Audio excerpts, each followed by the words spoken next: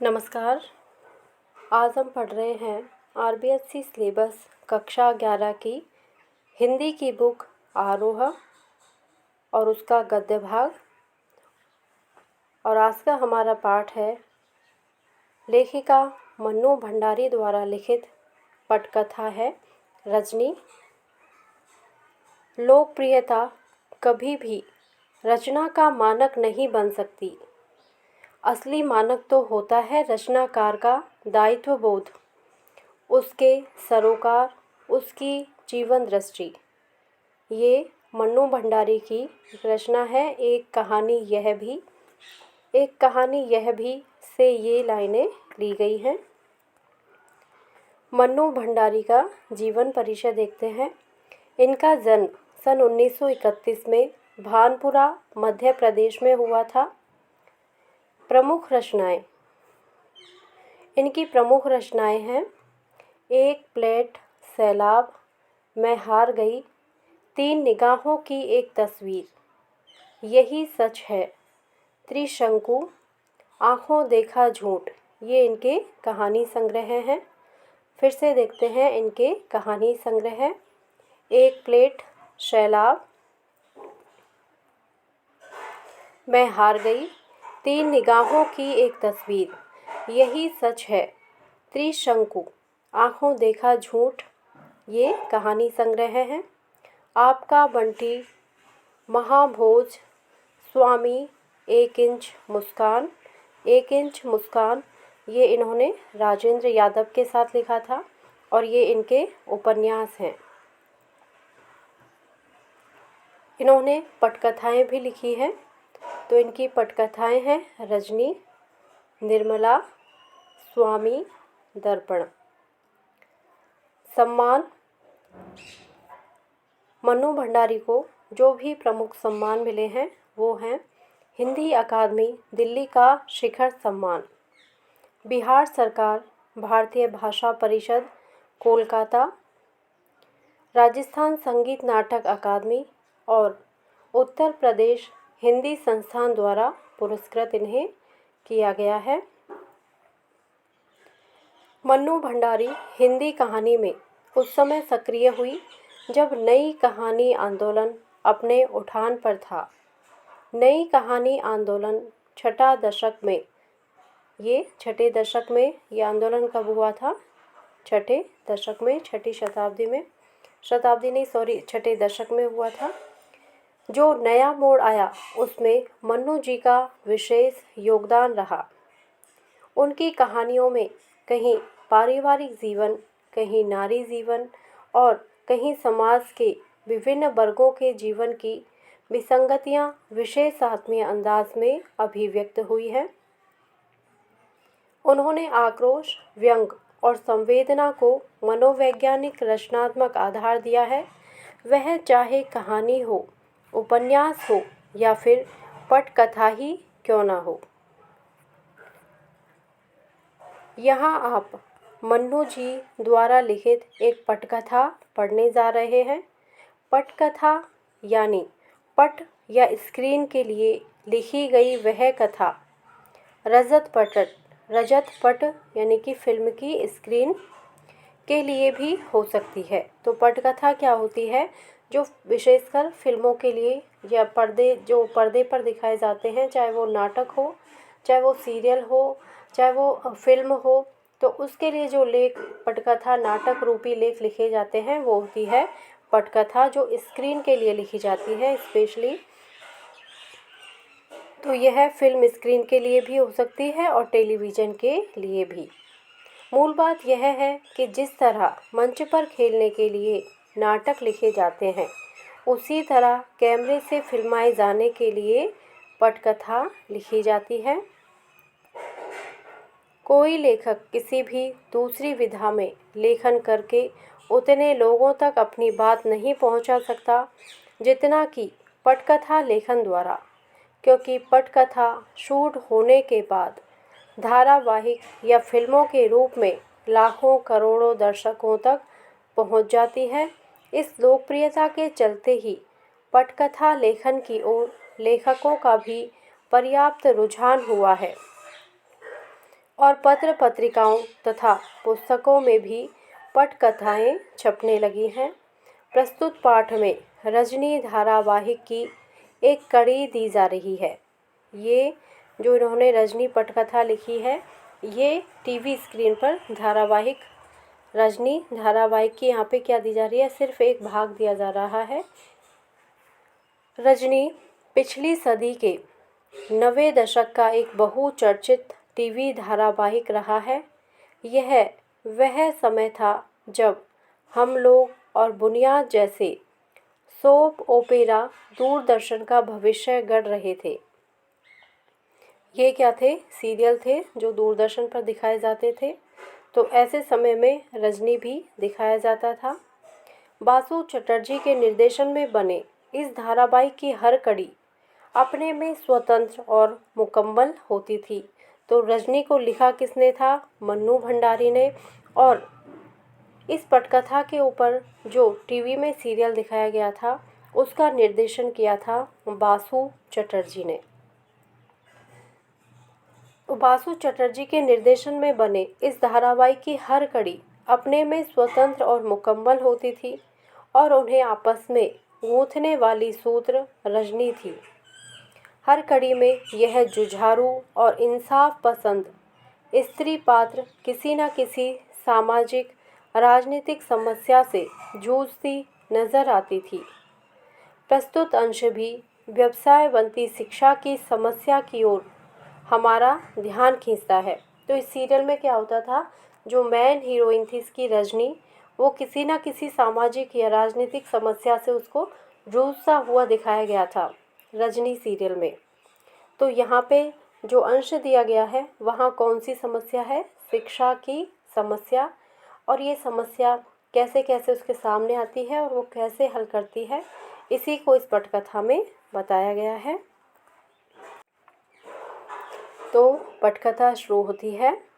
रजनी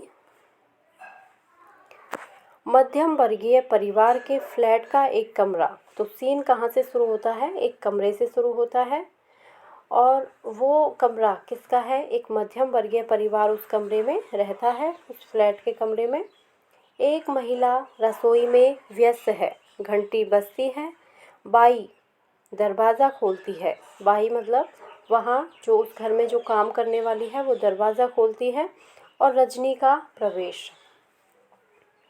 रजनी, लीला Ben कहाँ हो, बाजार नहीं चलना क्या? लीला रसोई में से हाथ पोंछती हुई निकलती है। चलना तो था, पर इस समय तो अमित आ रहा होगा अपना रिजल्ट लेकर। आज उसका रिजल्ट निकल रहा है ना। चेहरे पर खुशी का भाव। तो जो रसोई में काम कर रही थी उस महिला का नाम था लीला। और लीला के घर कौन आया था, रजनी आई थी। रजनी आके कहती है कि चलो बाजार नहीं चलना क्या? तो लीला क्या कहती है कि जाना तो था, लेकिन अमित का वो आने का इंतज़ार कर रही है, क्योंकि अमित का आज रिज़ल्ट आने वाला है और वो अपना रिज़ल्ट बताने वाला है घर पे। रजनी, अरे वाह, तब तो मैं मिठाई खाकर ही जाऊंगी। अमित तो पढ़ने में इतना अच्छा है कि फर्स्ट आएगा, और नहीं तो सेकंड, तो कहीं गया नहीं।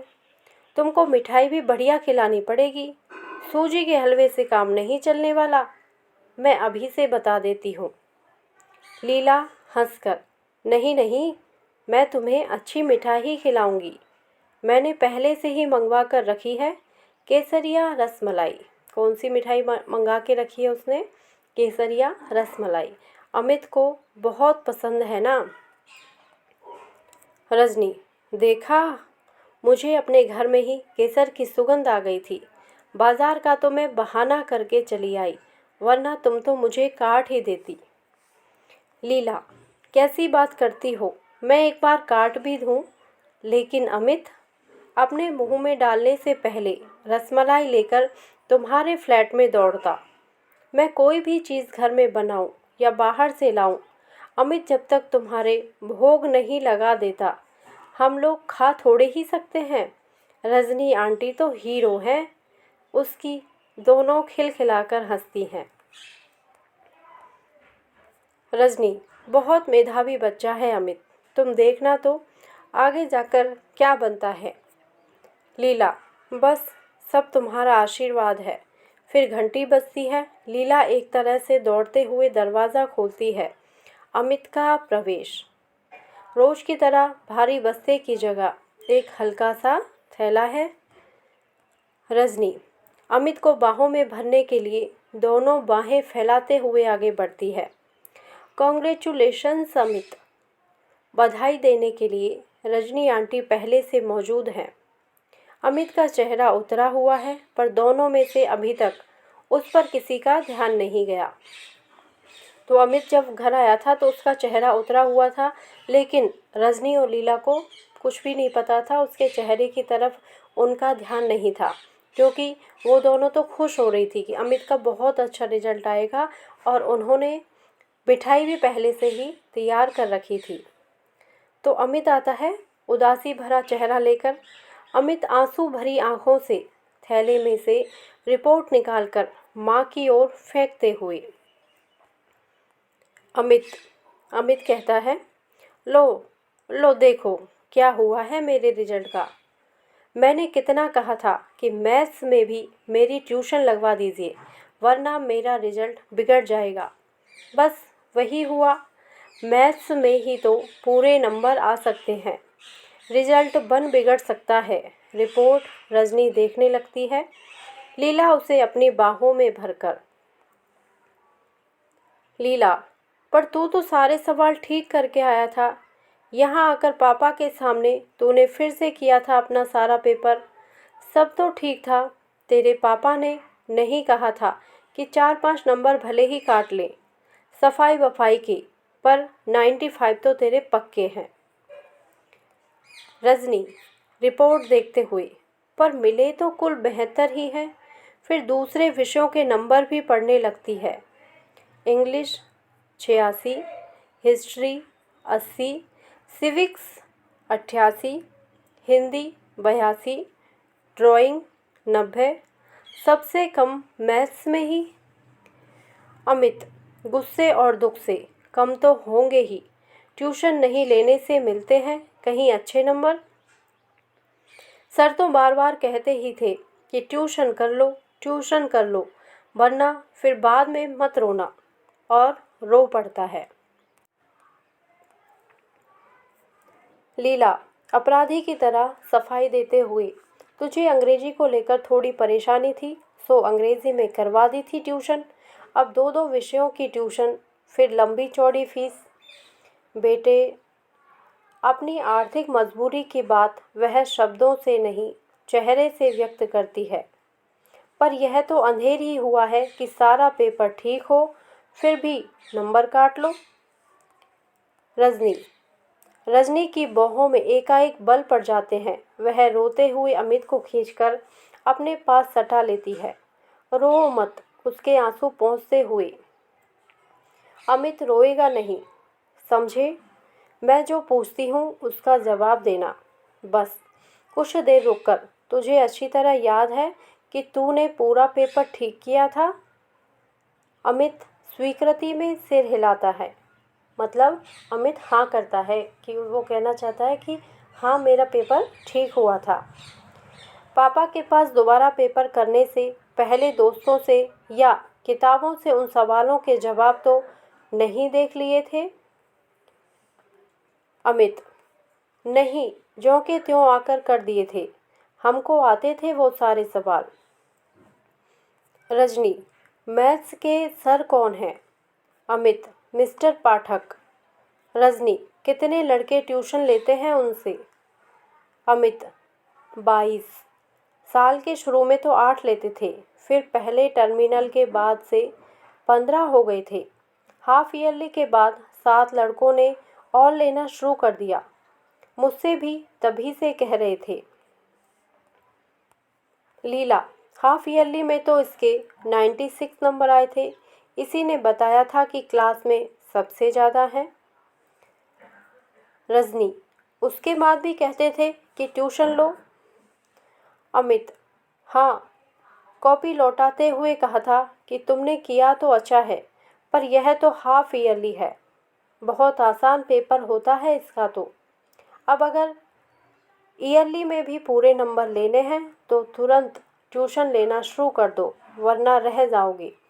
7 लड़कों ने तो शुरू भी कर दिया था, पर मैंने जब मम्मी पापा से कहा, हमेशा बस एक ही जवाब, मम्मी की नकल उतारते हुए, मैथ्स में तो तू वैसे भी बहुत अच्छा है, क्या करेगा ट्यूशन लेकर। देख लिया आप, 6th पोजीशन आई है मेरी, जो आज तक कभी नहीं आई। अमित की आंखों से फिर आंसू टपक पड़ते हैं। रजनी डांटते हुए, फिर आंसू? जानता नहीं, रोने वाले बच्चे रजनी आंटी को बिल्कुल पसंद नहीं। मम्मी ने बिल्कुल ठीक ही कहा और ठीक ही किया। जिस विषय में तुम वैसे ही बहुत अच्छे हो, उसमें क्यों लोगे ट्यूशन? ट्यूशन तो कमज़ोर बच्चे लेते हैं। अमित, आप जानती नहीं आंटी, अच्छे बुरे की बात नहीं होती। अगर सर कहें और बार बार कहें तो लेनी ही होती है, वरना तो नंबर कम ही हो जाते हैं। रजनी, पेपर अच्छा करो तब भी नंबर कम हो जाते हैं? तो रजनी आश्चर्य से पूछती है कि यदि पेपर अच्छा करो, बच्चा पेपर अच्छा करके आ रहा है, तो भी नंबर कम कैसे हो जाते हैं? अमित, हाँ, कितना ही अच्छा करो फिर भी कम हो जाते हैं, जैसे मेरे हो गए। रजनी, यानी कि अच्छा पेपर करने पर भी कम आते हैं, सिर्फ इसलिए कि ट्यूशन नहीं ली थी। तो यह तो सर की गलती नहीं, बदमाशी है। और तू मम्मी से लड़ रहा है? सर से जाकर लड़। अमित इस भाव से सिर हिलाता है मानो कितनी बेकार की बात कर रही है रजनी आंटी। लीला 2 गिलासों में शिकंजी बनाकर लाती है। अमित लेने के लिए हाथ नहीं बढ़ाता तो रजनी घुड़कती है। रजनी, चलो पियो शिकंजी। देखते नहीं चेहरा कैसे पसीना पसीना हो रहा है। दोनों शिकंजी पीने लगते हैं। इस दौरान रजनी कुछ सोच रही है। शिकंजी ख़त्म करके, कल आप 9 बजे तैयार रहे अमित साहब, आपके स्कूल चलना है। अमित एकदम डर जाता है। कल से तो छुट्टी है, पर आप अगर स्कूल जाकर कुछ कहेंगी तो सर मुझसे बहुत गुस्सा हो जाएंगी। वहाँ मत जाइए प्लीज़, वहाँ बिल्कुल मत जाइए। लीला, हाँ रजनी, तुम कुछ करोगी कहोगी तो अगले साल कहीं और ज़्यादा परेशान ना करें इसे। अब जब रहना इसी स्कूल में है तो इन लोगों से झगड़ा। रजनी बात को बीच में ही काटकर गुस्से से, यानी कि वे लोग जो भी जुल्म ज़्यादती करें, हम लोग चुपचाप बर्दाश्त करते जाएं। सही बात कहने में डर लग रहा है तुझे, तेरी माँ को।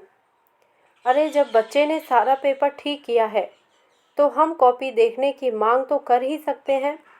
पता तो लगे आखिर किस बात के नंबर काटे हैं। अमित झुंझलाकर, बता तो दिया आंटी। आप? अमित क्यों झुंझला रहा था? वो डर रहा था कि सर ने अभी तो नंबर काटे हैं, आगे पता नहीं आगे की क्लासों में कैसे नंबर काटें, क्या करें, तो उसे डर लग रहा था। रजनी गुस्से से, ठीक है तो आप बैठकर रो, तुम माँ बेटे दोनों। दनाती निकल जाती है। दोनों के चेहरे पर एक असहाय सा भाव। लीला, अब यह रजनी कोई और मुसीबत ना खड़ी करे, और यहाँ पे ये दृश्य समाप्त हो जाता है। नया दृश्य। स्कूल के हेडमास्टर का कमरा, बड़ी सी टेबल, दीवार के सहारे रखी कांच की अलमारी में बच्चों द्वारा जीते हुए कप और शील्ड्स जमे हुए रखे हैं। दीवार पर कुछ नेताओं की तस्वीरें हैं। एक बड़ा सा मैप लटका है। एक स्कूल के हेडमास्टर के कमरे का वातावरण तैयार किया जाए। हेडमास्टर काम में व्यस्त है। चपरासी बड़े अदब से एक चिट लाकर रखता है। हेडमास्टर कुछ क्षण उसे देखता रहता है। हेडमास्टर, बुलाओ। रजनी का प्रवेश नमस्कार करती है। हेडमास्टर, बैठिए, कुछ देर रुककर कहिए मैं आपके लिए क्या कर सकता हूँ। रजनी, मैं 7th क्लास के अमित सक्सेना की मैथ्स की कॉपी देखना चाहती हूँ। हेडमास्टर के चेहरे पर ऐसा भाव जैसे वह कुछ समझा ना हो। ईयरली एग्ज़ाम की कल ही जिसका रिज़ल्ट निकला है। Headmaster, sorry madam, yearly exams की कॉपियाँ तो हम लोग नहीं दिखाते हैं। रजनी, जानती हूँ मैं, लेकिन बात यह है कि अमित ने मैथ्स का पूरा पेपर ठीक किया था, लेकिन उसे कुल 72 नंबर ही मिले हैं। कॉपी देखकर सिर्फ यह जानना चाहती हूँ कि अमित को अपने बारे में कुछ गलतफहमी हो गई थी या एक एक शब्द पर जोर देकर गलती एग्जामिनर की है। हेडमास्टर, सारी बात को बहुत हल्के ढंग से लेते हुए, आप भी कमाल करती हैं, बच्चे ने कहा और आपने मान लिया। अरे हर बच्चा घर जाकर यही कहता है कि उसने पेपर बहुत अच्छा किया है और उसे बहुत अच्छे नंबर मिलेंगे। अगर हम इसी तरह कॉपियाँ दिखाने लग जाएं तो यहाँ तो पेरेंट्स की भीड़ लगी रहे सारे समय। इसलिए तो ईयरली एग्ज़ाम्स की कॉपियाँ ना दिखाने का नियम बनाया गया है स्कूलों में।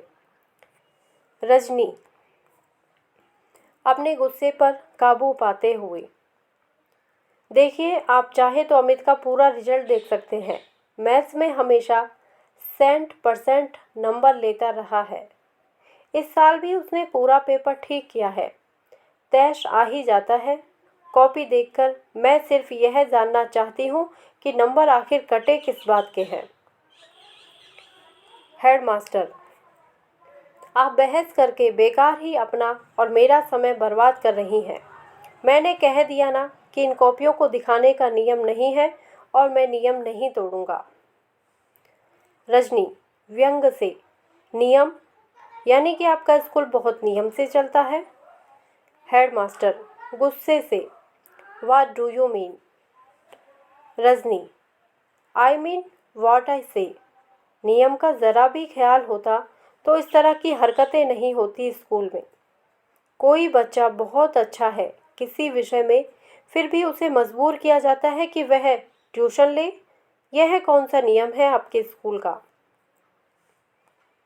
हेडमास्टर, देखिए यह टीचर्स और स्टूडेंट्स का अपना आपसी मामला है।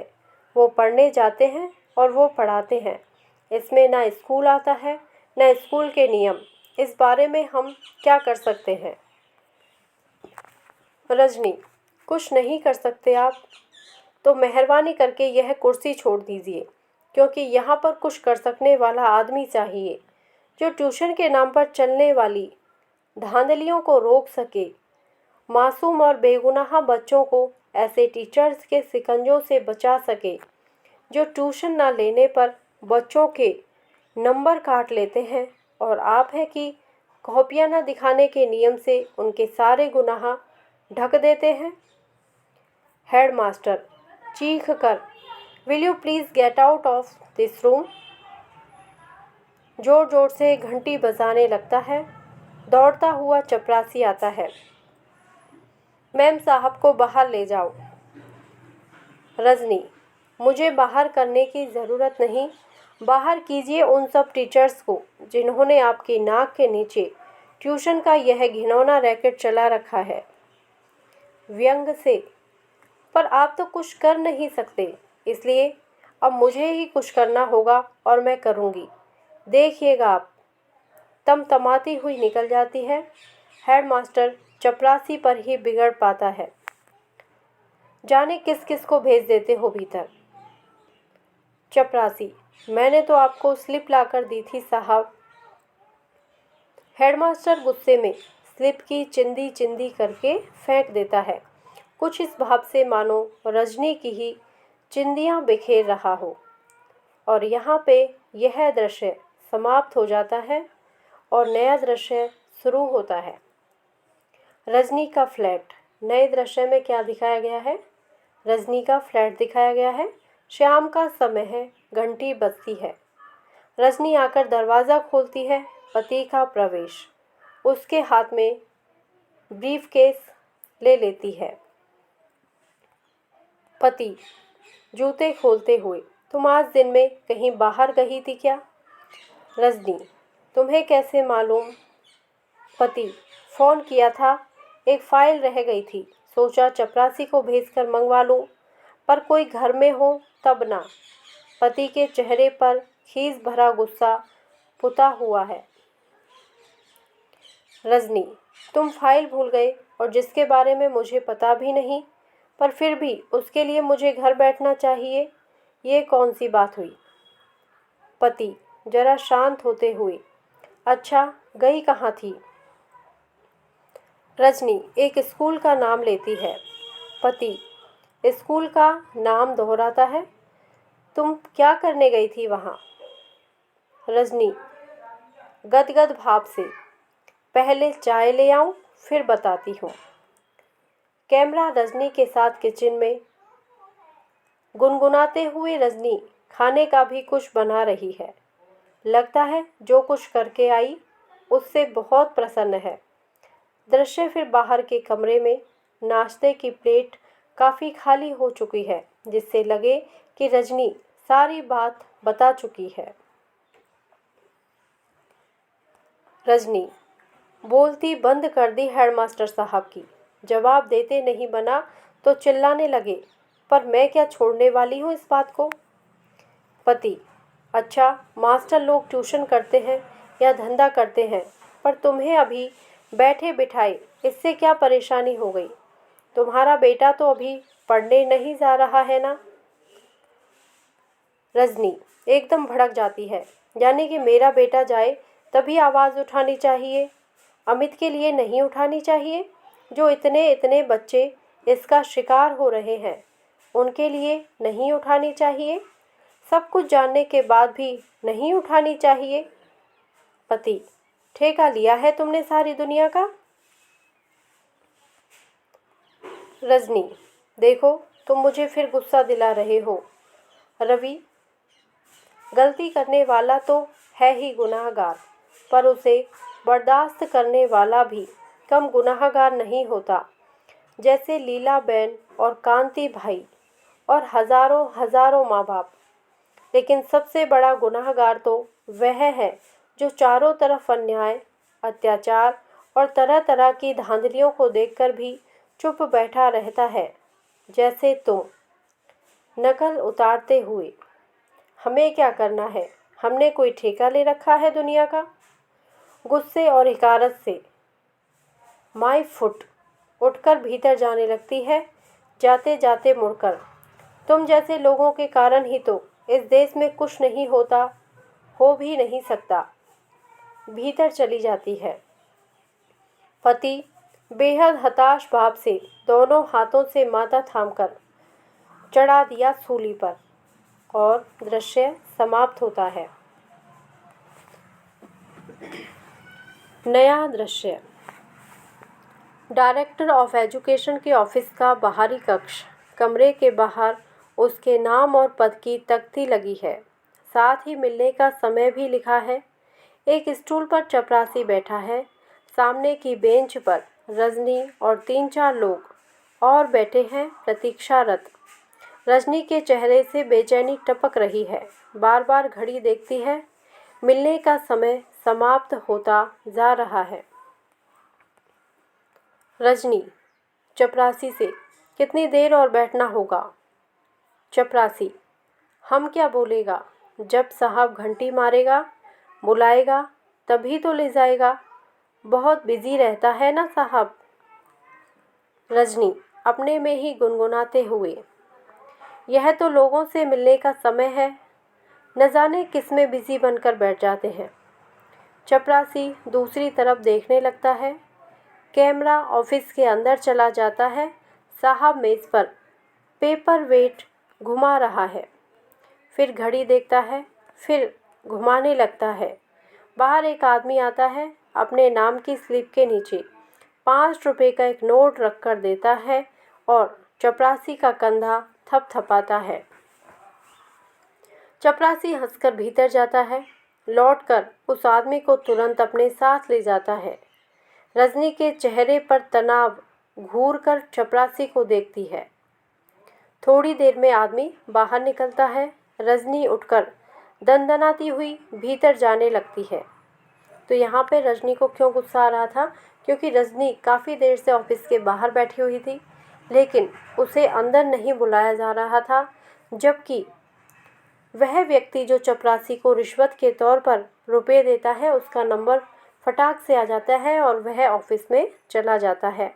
तो रजनी को गुस्सा आता है और वो दनदना कर खड़ी होकर अपने आप ही ऑफिस के अंदर जाने लगती है।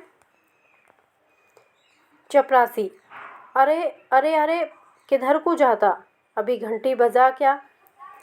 रजनी, घंटी तो मिलने का समय खत्म होने तक बजेगी भी नहीं। दरवाज़ा धकेलकर भीतर चली जाती है। चपरासी, अरे कैसी औरत है, सुनतीस नहीं मतलब सुनती ही नहीं। वहाँ बैठे 2-3 लोग हंसने लगते हैं। दृश्य कमरे के भीतर। निदेशक कुर्सी की पीठ से टिककर सिगरेट पी रहा है। रजनी को देखकर आश्चर्य से, निदेशक, आपको स्लिप भेजकर भीतर आना चाहिए ना? रजनी मुस्कुराकर, स्लिप तो घंटे भर से आपके चपरासी की जेब में पड़ी है और शायद 2-4 दिन चक्कर लगवाने तक पड़ी ही रहेगी। निदेशक, क्या कह रही हैं आप? रजनी, तो क्या यह सीधी साफ सी बात भी मुझे ही समझानी होगी आपको? खैर अभी छोड़िए इस बात को। इस समय मैं आपके पास किसी दूसरे ही काम से आई हूँ। निदेशक के चेहरे पर रजनी को लेकर एक आश्चर्य मिश्रित कौतूहल का भाव उभरता है। निदेशक, कहिए। रजनी थोड़ा सोचते हुए, देखिए, मैं स्कूलों, विशेषकर प्राइवेट स्कूलों और बोर्ड के आपसी रिलेशंस के बारे में कुछ जानकारी इकट्ठा कर रही हूँ। निदेशक, कोई रिसर्च प्रोजेक्ट है क्या? Very interesting subject. रजनी, बस कुछ ऐसा ही समझ लीजिए। निदेशक, कहिए, आप क्या जानना चाहती हैं? रजनी, जिन प्राइवेट स्कूलों को आप रिकॉग्नाइज करते हैं, उन्हें बोर्ड शायद 90% ग्रांट देता है। निदेशक जरा गर्व से, जी हाँ, देता है। बोर्ड का काम ही यह है कि शिक्षा के प्रचार प्रसार में जितना भी हो सके सहयोग करे। It's our duty madam. Rajni, जब इतनी बड़ी ऐड देते हैं तो आपका कोई कंट्रोल भी रहता होगा स्कूलों पर? निदेशक, ऑफ कोर्स, बोर्ड के बहुत से ऐसे नियम हैं जो स्कूलों को मानने होते हैं, स्कूल मानते हैं। सिलेबस बोर्ड बनाता है। फाइनल ईयर के एग्ज़ाम बोर्ड कंडक्ट करता है।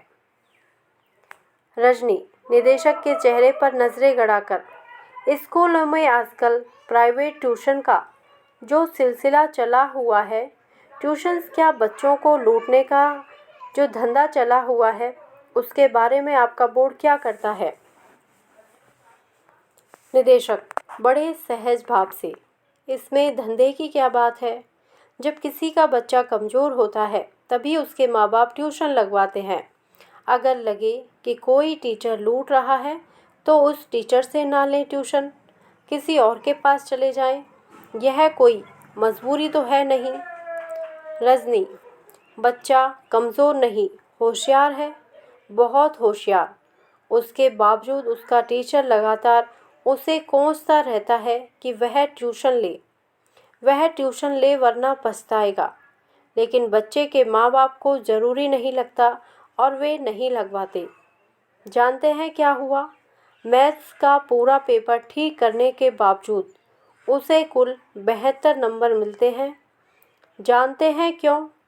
क्योंकि उसने टीचर के बार बार कहने पर भी ट्यूशन नहीं ली। निदेशक वेरी सैड, हेडमास्टर को एक्शन लेना चाहिए ऐसे टीचर के खिलाफ। रजनी, क्या खूब, आप कहते हैं कि हेडमास्टर को एक्शन लेना चाहिए। हेडमास्टर कहते हैं कि मैं कुछ नहीं कर सकता, तब करेगा कौन? मैं पूछती हूँ कि ट्यूशन के नाम पर चलने वाले इस घिनौने रैकेट को तोड़ने के लिए दखल अंदाजी नहीं करनी चाहिए आपको। आपके बोर्ड को चेहरा तमतमा जाता है। किसका? रजनी का।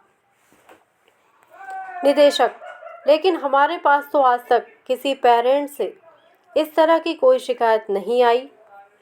रजनी, यानी कि शिकायत आने पर ही आप इस बारे में कुछ सोच सकते हैं। वैसे शिक्षा के नाम पर दिन दहाड़े चलने वाली इस दुकानदारी की आपके बहुत ही व्यंग्यात्मक ढंग से बोर्ड ऑफ एजुकेशन को कोई जानकारी ही नहीं, कोई चिंता ही नहीं। निदेशक, कैसी बात करती हैं आप? कितने इम्पोर्टेंट मैटर्स रहते हैं हम लोगों के पास। अभी पिछले 6 महीने से तो नई शिक्षा प्रणाली को लेकर ही कितने सेमिनार्स ऑर्गेनाइज किए हैं हमने। रजनी व्यंग से, ओहो, इम्पोर्टेंट मैटर्स, नई शिक्षा प्रणाली।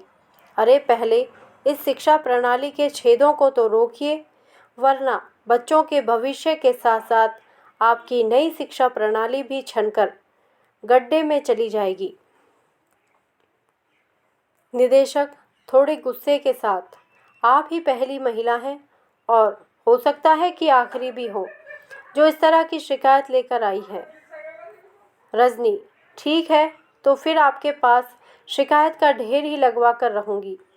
झटके से उठकर बाहर चली जाती है। निदेशक देखता रहता है, फिर कंधे उचका देता है। अब मोन्टाज में कुछ दृश्य दिखाए जाएं। रजनी फ़ोन कर रही है, मेज़ पर कुछ पत्र रखे हैं और रजनी एक रजिस्टर में उनके नाम पते उतार रही है। साथ में 1-2 महिलाएं और भी हैं।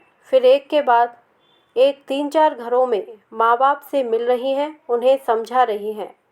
साथ में लीलाबेन और 3-4 महिलाएं और भी हैं और यह दृश्य यहाँ पे समाप्त होता है।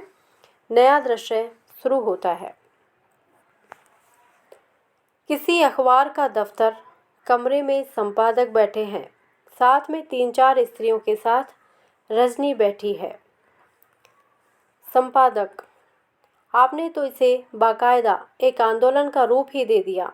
बहुत अच्छा किया। इसके बिना यहाँ चीज़ें बदलती भी तो नहीं हैं। शिक्षा के क्षेत्र में फैली इस दुकानदारी को तो बंद होना ही चाहिए। रजनी एकाएक जोश में आकर, आप भी महसूस करते हैं ना ऐसा? तो फिर साथ दीजिए हमारा। अखबार यदि किसी इशू को उठा ले और लगातार उस पर चोट करता रहे तो फिर वह थोड़े से लोगों की बात नहीं रह जाती, सबकी बन जाती है। आँख मूंद कर नहीं रह सकता फिर कोई उससे। आप सोचिए जरा, अगर इसके खिलाफ कोई नियम बनता है तो। आवेश के मारे जैसे बोला नहीं जा रहा है।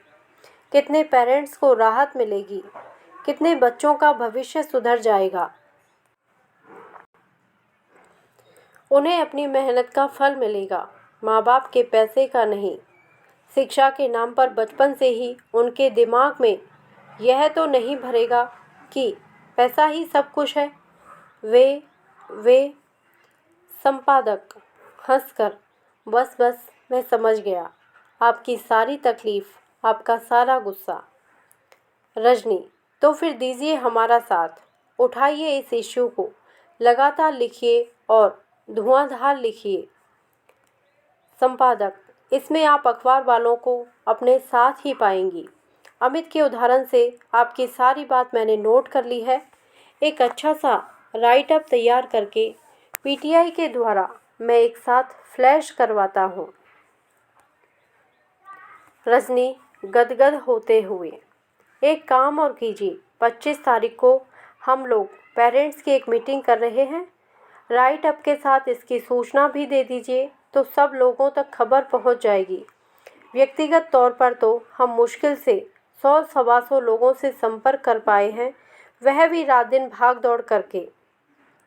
जरा सा रुककर अधिक से अधिक लोगों के आने के आग्रह के साथ सूचना दीजिए। संपादक, दी। सब लोग हंस पड़ते हैं। रजनी, ये हुई ना कुछ बात। और यहाँ पे भी यह दृश्य समाप्त हो जाता है।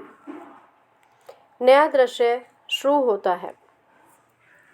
मीटिंग का स्थान, बाहर कपड़े का बैनर लगा हुआ है। बड़ी संख्या में लोग आ रहे हैं और भीतर जा रहे हैं। लोग खुश हैं, लोगों में जोश है। विरोध और विद्रोह का पूरा माहौल बना हुआ है। दृश्य कटकर अंदर जाता है। हॉल भरा हुआ है। एक और प्रेस वाले बैठे हैं। इसे बाकायदा फोकस करना है। एक महिला माइक पर से उतरकर नीचे आती है। हॉल में तालियों की गड़गड़ाहट। अब मंच पर से उठकर रजनी माइक पर आती है। पहली पंक्ति में रजनी के पति भी बैठे हैं। बहनों और भाइयों, इतनी बड़ी संख्या में आपकी उपस्थिति और जोश ही बता रहा है कि अब हमारी मंजिल दूर नहीं है। इन 2 महीनों में लोगों से मिलने पर इस समस्या के कई पहलू हमारे सामने आए हैं। कुछ अभी आप लोगों ने भी यहाँ सुने, कुछ रुककर। यह भी सामने आया है कि बहुत से बच्चों के लिए ट्यूशन ज़रूरी भी है। माएँ इस लायक नहीं होती कि अपने बच्चों को पढ़ा सकें और पिता जरा रुककर, जैसे वे घर के और किसी काम में जरा सी भी मदद नहीं करते तो बच्चों को भी नहीं पढ़ाते। ठहाका कैमरा उसके पति पर भी जाए। तब कमज़ोर बच्चों के लिए ट्यूशन ज़रूरी भी हो जाती है। रुककर बड़ा अच्छा लगा जब टीचर्स की ओर से भी एक प्रतिनिधि ने आकर बताया कि कई प्राइवेट स्कूलों में तो उन्हें इतनी कम तनख्वाह मिलती है कि ट्यूशन ना करें तो उनका गुजारा ही ना हो। कई जगह तो ऐसा भी है कि कम तनख्वाह देकर ज़्यादा पर दस्तखत करवाए जाते हैं। ऐसे टीचर्स से मेरा अनुरोध है कि वे संगठित होकर एक आंदोलन चलाएं और इस अन्याय का पर्दाफाश करें। हाल में बैठा हुआ पति धीरे से फुसफुसाता है, लो, अब एक और आंदोलन का मसाला मिल गया। कैमरा फिर रजनी पर। इसलिए अब हम अपनी समस्या से जुड़ी सारी बातों को नज़र में रखते हुए ही बोर्ड के सामने यह प्रस्ताव रखेंगे कि वह ऐसा नियम बनाए, एक एक शब्द पर जोर देते हुए, कि कोई भी टीचर अपने ही स्कूल के छात्रों का ट्यूशन नहीं करेगा। रुककर ऐसी स्थिति में बच्चों के साथ जोर ज़बरदस्ती करने, उनके नंबर काटने की गंदी हरकतें अपने आप बंद हो जाएंगी। साथ ही यह भी हो कि इस नियम को तोड़ने वाले टीचर्स के खिलाफ सख्त से सख्त कार्यवाही की जाएगी। अब आप लोग अपनी राय दीजिए। सारा हॉल अप्रूव्ड अप्रूव्ड की आवाज़ों और तालियों की गड़गड़ाहट से गूंज उठता है। दृश्य समाप्त। नया दृश्य।